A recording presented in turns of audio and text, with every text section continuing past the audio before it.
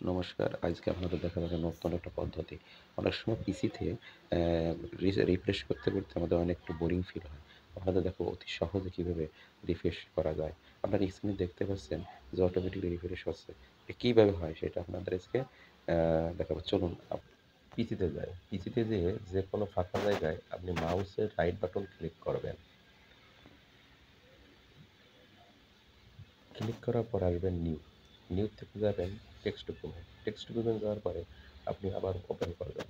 Open করার পর আর ওটা ফাঁকা পাবেন। ওখানে লিখবেন ECOHO স্পেস অফ, তারপর ইন্টার বাটন, তারপর দিবেন হচ্ছে CD কোলন, দেবেন টি দেওয়ার পরে ইন্টার দেবেন। তারপরে আপনার যেগুলো ড্রাইভ থাকবে সেই ড্রাইভগুলো নাম লাগাবেন।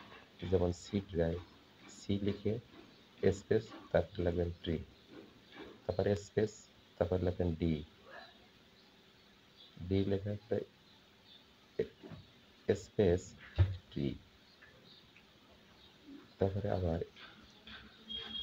লিখে এন্টার দিয়ে ট্রি। আবার এবার আপনি ফাইলে যাবেন, ফাইলে যাবেন সেভ করেন, তবে সেভটা করবেন ডেস্কটপে। ডেস্কটপে সেভ করার পরে যা থাকবে সব কেটে দেবেন। কেটে দিয়ে আপনার ইচ্ছা মতো আপনি ট্রি লিখতে পারেন, কি লিখে লিখতে পারেন, তবে ডট দিয়ে BAT ব্যাট দিয়ে সেভ করবেন।